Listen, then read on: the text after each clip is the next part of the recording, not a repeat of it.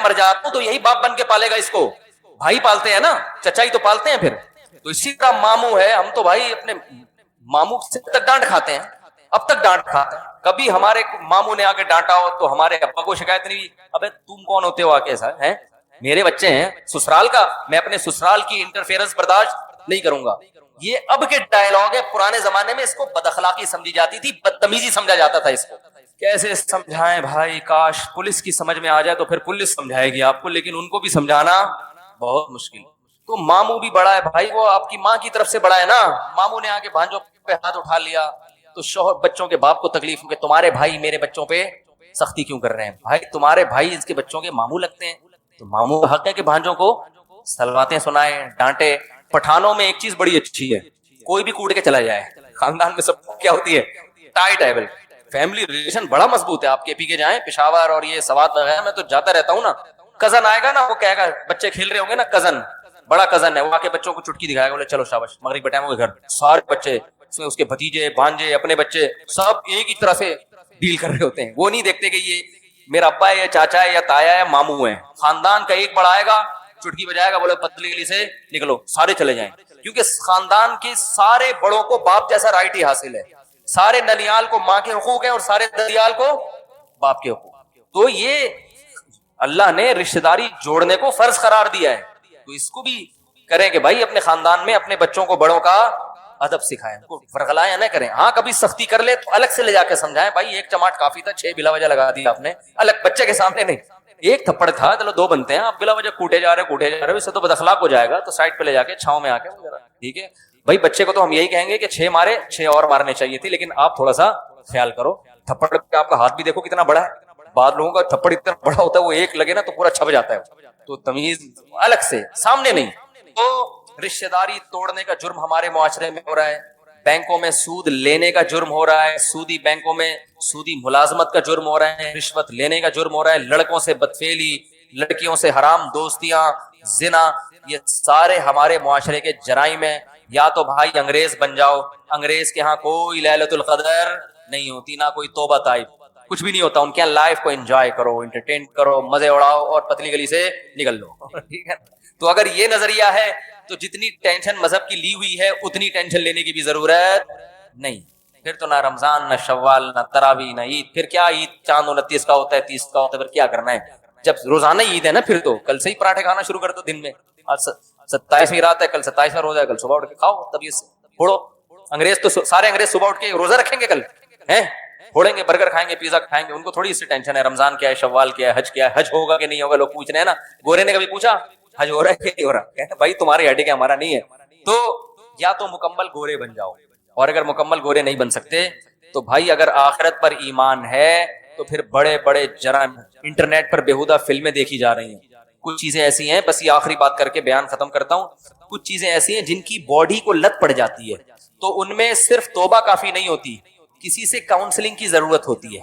جیسے چرس کی عادت پڑ گئی یا ہیروئن کی عادت پڑ گئی, کسی ہیروئن جی نے ہمارا بیان سنا اور توبہ کر لی جا کے, آئندہ ہیروئن نہیں پیوں گا, تو کیا خیال ہے نہیں پیے گا آئندہ, وہ تو ابھی پی کے آیا تھا نا اس لیے توبہ کر لی, ابھی تو ٹھنڈا ہوا ہے. جب ہیروئن کی طلب پیدا ہوگی تو جسم مچلے گا, چاہیے چاہیے. مفتی صاحب بیان کر رہے تھے, قرآن میں آتا ہے حرام, حدیث میں حرام, جہنم کی آگ, چولہے پہ جائے گا, آگ دیکھے گا, بڑی خطرناک ہے بھائی. لیکن جو آگ اندر جل رہی ہے تو یہ باڈی کی ریکوائرمنٹ ہوتی ہے. تو ایسے ہیروئن چی کو کہا جائے گا بھائی ہیروئن سے توبہ بھی کرنی ہے اور فوراً قریبی ڈاکٹر سے رجوع بھی کرنا, کہ وہ ہیروئن کے علاوہ کوئی ایسا ٹیکا فی الحال لگا دے, چرس پہ لے آئے, ٹھیک ہے, چرس تھوڑی سی خالص چرس پہ لا دے آپ, وہ آہستہ آہستہ آہستہ آہستہ کیا کرے گا, چھڑوائے گا. تو جن لوگوں کو انٹرنیٹ پر فحش فلموں کی عادت پڑ جاتی ہے, یہ عادت باڈی کی ریکوائرمنٹ ہوتی ہے, پھر وہ توبہ کر بھی لیتے ہیں نا تو تھوڑے دنوں میں پھر خیالات, پھر ایک جسم جو ہے نا تڑپنا شروع ہوتا ہے. تو ایسے موقع پہ کسی اللہ والے سے اصلاحی تعلق بھی ضروری, اور میں ایسے نوجوانوں کو کہتا ہوں کسی ماہر نفسیات سے بھی رابطہ کرو جو خود یہ فلمیں نہ دیکھتا ہوں, کیونکہ بعض ڈاکٹر خود یہ کام کر رہے ہوتے ہیں, ان کو یہ برائی سمجھتے ہی نہیں ہے اس کہنے کیا ہے نفسیات, انٹرٹین تھوڑا سا, وہ ان کی اپنی انگلش ہوتی ہے ان کی. بعض ڈاکٹر الٹا لوگوں کو الٹے کاموں پہ لگا رہے ہوتے ہیں, کہہ رہے ہیں یار اتنا بھی اسٹریس جو ہے نا لائف میں صحیح نہیں ہے, اسٹریس کو ختم کرنے کے لیے, حالانکہ اس سے اسٹریس ختم نہیں ہوتی, اسٹریس بڑھتی ہے. جیسے کوئی کہے اسٹریس ختم کرنے کے لیے ہیروئن پی لو, پینے کے بعد تو ایسی اسٹریس ختم ہوگی کہ آپ کو لگے گا دنیا میں مجھ سے زیادہ خوش کوئی ہے نہیں, لیکن اسٹریس اس سے بڑھتی ہے, پھر اور مانگے گا اور پھر اسٹریس سے ہی مر جائے گا وہ جا کے. تو ایسے ہی یہ جو فحش چیزیں دیکھی جاتی ہیں یہ اسٹریس کو وقتی طور پہ ختم کرتی ہیں, حقیقت میں یہ اسٹریس کو بڑھاتی ہیں. ایسا آدمی خوش نہیں رہ سکتا. تو کسی کو زنا کی عادت پڑ گئی اور کسی اور طرح سے اپنی خواہش پوری کرنے کی عادت پڑ گئی, انٹرنیٹ پر فحش فلمیں دیکھنے کی عادت پڑ گئی, تو توبہ بھی کرنی ہے اور ساتھ ساتھ علاج کے لیے جسمانی اور روحانی دونوں معالج سے رابطہ بھی کرنا. جسمانی معالج تو ماہر نفسیات ہیں, بہت سے ماہر نفسیات کو اللہ نے بڑی مہارت دی ہوتی ہے, ان سے رابطہ کریں. ملک میں بہت ہیں, کراچی میں بہت ہیں, ان کے پاس جائیں, بولیں بھائی اگر وہ کہنا کوئی فرق نہیں پڑتا, بولو بھائی فرق پڑتا ہے, مجھے یہ بیماری چھڑواؤ, ٹھیک ہے نا, مجھے یہ عادت چھڑوانی ہے, میں آپ کو فیس اسی چیز کی دوں گا, جس دن آپ نے چھڑوا دیا اتنے پیسے آپ ایڈوانس میں لے لیتے ہیں فیس, تو کچھ خرچ کرو نا اللہ کے لیے. تو ماہر نفسیات کے پاس بھی جائیں اور اللہ والوں سے اصلاحی تعلق بھی قائم کریں. کسی بزرگ سے بیعت ہو, ان کو بتائیں. تو آپ کو ایک نسخہ میں ویسے ہی بتا دیتا ہوں کہ کوئی بزرگ نہیں مل رہے, بزرگ بھی مارکیٹ سے شارٹ چل رہے ہیں آج کل, لوگ کہتے ہیں, حالانکہ ہول سیل کے حساب سے بزرگ موجود ہیں, لیکن کسی بزرگ سے مناسبت ہونے میں ٹائم لگتا ہے. پھر بزرگوں کے پاس رش اتنا ہے کہ وہ نمبر ہی نہیں آتا لوگوں کا کہ وہ آپ کو ٹائم دے. تو اس میں پھر یہ ہے کہ اگر آپ کے ساتھ کوئی ایسا مسئلہ ہے تو بھائی کچھ علاج میں بتا دیتا ہوں. سب سے پہلا, تبلیغ میں 4 مہینے کے لیے نکل جاؤ. ایسی کی 4 مہینے تو کچھ دیکھنے کو نہیں ملے گا, اس سے نہ دیکھو جیسے گناہ کرنے کی عادت پڑتی ہے کر کے, تو چھوٹنے کی عادت پڑتی ہے چھوڑ کے. کچھ دن دل مچلے گا, جب ایک طویل عرصے تک نہیں دیکھو گے تو پھر دیکھنے کی عادت ختم. کچھ دن تو مچلے گا دل, 4 مہینے کے بعد دل کرے گا بھاگوں یہاں سے میں. لیکن تبلیغ میں ایک ماحول ملتا ہے, بہت دن تک گناہ سے دور رہیں گے تو انشاءاللہ عادت چھوٹ جائے گی. واپس آئے, پھر شیطان نے ورغلا کے گناہ کروا دیا, دوبارہ نکل لو. ایسی کی بولو نا, ایسی کی تیسی اس لیے کہہ رہا ہوں کہ پھر کاروبار, دکان کا ہر بھاڑ میں جائے کاروبار. پہلے انسان کا بچہ تو بنے آدمی, وہ تھوڑا نقصان کر لو کچھ نہیں ہوتا. پڑھائی اگلے سال ہوئی, کورونا کی وجہ سے اگلے سال ویسے ہی ہو رہی ہے نا, تو ایک اپنی اصلاح کی وجہ سے ہو جائے گی. تھوڑی قربانی دو گے تو بھائی دین آئے گا. تو تبلیغ میں بہت فائدہ ہوتا ہے. دوسرا ایک کام سمجھ میں آ گیا, یہ ان لوگوں کے لیے جن کو اصلاحی تعلق فی الحال میسر نہ ہو, ورنہ تو اصل تو یہ کسی شیخ سے بزرگ سے بیعت ہو جاؤ. دوسرا کام یہ کرنا ہے کہ اپنے آپ کو بے لگام نہیں چھوڑنا ہے. آپ نے انٹرنیٹ پر بیہودہ فلمیں, فحش فلمیں دیکھنے سے توبہ کر لی اور کوئی برائی سے توبہ کر لی, توبہ تو لازمی کرو, صحیح ہے نا, پکی ڈھکی توبہ. لیکن ایک ارادہ کرنا ہے کہ آئندہ مجھ سے اگر شیطان نے گناہ کروایا تو یہ گناہ فری میں نہیں پڑے گا. اپنے آپ کو بولو اس کی تمہیں قیمت, بولتے کیوں نہیں, دینی پڑے گی. اور قیمت اپنے جسم کو نقصان پہنچا کے بھی اور اپنے آپ کو مالی نقصان بھی پہنچا. سمجھ میں نہیں آ رہی بات؟ پینلٹی لگے گی بھائی, جرمانہ ہوگا. اب وہ ہر آدمی اپنی تنخواہ کے حساب سے, آپ کی تنخواہ 1 لاکھ ہے, 10,000 20,000 اور خرچے بھی دیکھو نا, پتا چلا جرمانہ اتنا دے دیا کہ کھانے کے لیے گھر میں روٹی ہے نہیں, فلمیں ہی دیکھ رہے سارا دن بیٹھ کے, اب کوئی کرنے دھرنے کا کام ہے ہی نہیں. اتنا زیادہ جرمانہ نہ ہو کہ بچے متاثر ہو, ان کی فیسیں ہی نہیں جا رہی, یا کوئی چھڑے چھاٹوں میں, یہ کماروں میں زیادہ ان کے تو فیسوں کے مسئلے نہیں ہوتے, یہ زیادہ بیماری چھڑے چھاٹوں میں ہوتی ہے. اور جس چھڑے چھاٹ نے بیماری چھوڑی نہیں نا, کم وقت شادی کے بعد چھوڑتا نہیں ہے, پھر وہ دنیا چھوڑ دے گا, یہ بیوی چھوڑ دے گا, یہ بیماری نہیں چھوڑتا وہ. تو اپنے علاج کی فکر کرو, ورنہ قبر میں بھی یہی دل چاہے گا جن کو یہ لت پڑ جاتی ہے. تو کیا کرنا ہے, اپنے آپ کو سزا دینی, مالی بھی اور جسمانی. جسمانی سزا, روزہ رکھ لے انسان, بھوکا پیاسا رکھے, صحیح ہے.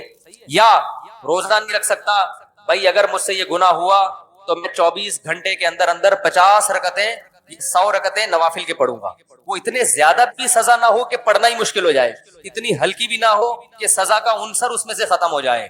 تو اصلاحی تعلق میں فائدہ ہوتا ہے کہ ہر بزرگ ہر ایک کے حالات دیکھ کر اس کے لیے خود سزا تجویز کرتے ہیں کہ آپ کی تنخواہ اتنی, آپ کم از کم اتنے پیسے صدقہ کرو. اب آپ نے اگر کہا کہ 5 روپے صدقہ کروں گا اگر مجھ سے گناہ ہوا, تو آپ کہو گے دیکھتے رہو, شام کو 100 روپے دے دوں گا, کیا جا رہا ہے 100 روپے میں. اور آپ نے کہا 5 لاکھ صدقہ کروں گا, تو بس ایک ہی دفعہ ہوگا صدقہ, اس کے بعد دوبارہ گناہ تو ہوگا, صدقہ نہیں ہوگا. تو وہ اپنے حالات دیکھ کر, نہ اتنا تگڑا جرمانہ ہو. بھائی لائف جا رہا ہے بیان, کتنے لوگ ہیں, چلو اچھی بات, کام کی بات ہے نا, لوگوں سنیں. 5,000 روپے آپ نے اپنے اوپر متعین کر لیے کہ میں صدقہ کروں گا, ایک نارمل تنخواہ والے کے لیے یہ ٹھیک ہے. پھر یہ بھی دیکھنا ہے کہ یہ گناہ بار بار ہوگا تو بار بار صدقہ کرنا ہے. تو اتنی کیونکہ ایک دم سے نہیں چھوٹتی یہ چیزیں. حوصلے والے لوگ تو ہیں کہ چھوڑا تو بس چھوڑ دیا, لیکن ایسے حوصلے والے مارکیٹ میں شارٹ ہے نا. اصل تو حوصلہ یہی چھوڑ دیا تو چھوڑ دیا, ایسی مر جائیں گے نا, کوئی بات نہیں, مر جائیں. جگر مراد آبادی شراب سے توبہ کی تھی تو بیمار ہو گئے, مرنے لگے, تو ڈاکٹروں نے کہا, حکیموں نے کہا تھوڑی سی پی لیں. انہوں نے کہا مر جائیں گے نا تو کیا ہو گیا بھائی, جنت میں چلے جائیں گے. جب شراب سے توبہ جنت میں جانے کے لیے تو کی ہے, تو مر گئے تو اور کیا چاہیے. لیکن ایسا اسٹیمنا یہ جگر کا ہو سکتا ہے, جس کے جگر نہیں ہے, ہر ایک کے پاس ایسا جگر ہوتا نہیں. تو اصل تو یہ ہے, نہیں چھوٹ رہا تو بھائی فری شیطان کو بے لگام نہ کر دو, سزا دو. جیسے ہی گناہ ہوگا 2 رکعت توبہ کے ساتھ گڑ گڑانا بھی ہے کہ اللہ ہو گیا اب نہیں کروں گا. صحیح ہے نا. شیطان کہے گا پہلے بھی تو یہ کہا تھا اب نہیں کروں گا, دوبارہ یہی کہہ رہا ہے اب نہیں کروں گا. تو شیطان کو بولے جب اللہ توبہ قبول کرنے کے لیے تیار ہے تو تیرے پیٹ میں مروڑ کیوں ہو رہا ہے. شیطان پتہ ہے توبہ چھڑوا دیتا ہے, کہہ رہا تیرے سے تو بار بار یہی کہہ کے جاتا ہے, پھر کر لیتا ہے, تو چھوڑ اب نہیں کر. تو شیطان سے بول کہ جب گناہ کرتے ہوئے شرم نہیں آ رہی تھی, حالانکہ توبہ کر کے گیا تھا نا, تو توبہ کرتے ہوئے شرم کیوں آئے بھائی. شرم تو گناہ کرتے ہوئے آنی چاہیے تھی کہ ابھی توبہ کر کے گیا ہوں پھر گناہ کر رہا ہوں. کرتے ہوئے شرم نہیں آ رہی, گناہ کرتے ہوئے, توبہ کرتے ہوئے شیطان جو ہے نا آپ کو شرمیلا بنانے کی کوشش کر رہا ہے. تو کیا کرنا ہے, گناہ ہو جائے تو فوراً سب سے پہلے تو 2 رکعت پڑھ کے اللہ سے معافی مانگ کے توبہ, اور فوراً اپنے اوپر جو آپ نے پہلے سے سوچا ہوا تھا, اس وقت نہیں سوچنا, پہلے سے سوچا ہوا تھا اگر یہ گناہ ہو گیا تو اتنے پیسے صدقہ کروں گا, یا نہیں اتنے پیسے بھی اور اتنے روزے بھی, یا اتنی نمازیں. جسمانی سزا میں نماز یا روزہ, اور مالی سزا میں پیسے. بعض لوگوں کی طبیعت میں سخاوت ہوتی ہے, وہ گناہ کرتے ہیں وہ پورے پیسے ہی اڑا دیتے ہیں, ان پہ پھر اس کا اثر نہیں ہوتا. لہذا ہم دونوں سزائیں بتاتے ہیں کہ جسمانی بھی ہو اور مالی بھی ہو. سمجھتے ہیں کہ نہیں سمجھتے ہیں؟ تو یہ پھر خود سے متعین کرنا ہے. اس سے کیا ہوگا کہ چپت پڑنا جب شروع ہوگی, کہتے ہیں نا آئینہ بنتا ہے رگڑے لاکھ جب کھاتا ہے دل, کچھ نہ پوچھو دل بڑی مشکل سے بن پاتا ہے. دل کے جب رگڑے لگتے ہیں تو آہستہ آہستہ چمک پیدا ہونا شروع. تو گناہ کے بعد جب سزا ملے گی تو پھر اگلی دفعہ گناہ کرتے ہوئے خیال آئے گا کہ یار جیب سے پیسے نکلیں گے, سوچ لے سارے پیسے اسی میں اڑانے ہیں کیا. لیکن ایک بات خوب سمجھ لو کہ پھر بھی گناہ ہو سکتا ہے, پھر صدقہ ہوگا, پھر گناہ ہوگا, پھر شیطان حملہ کرے گا کہ یار صدقہ کرنے سے بھی فائدہ نہیں ہو رہا, لہذا صدقہ کرنا چھوڑ دے. یہ شیطان کا حملہ ہے. فائدہ ہو رہا ہے, آہستہ آہستہ ہو رہا ہے, آپ کو محسوس نہیں ہو رہا.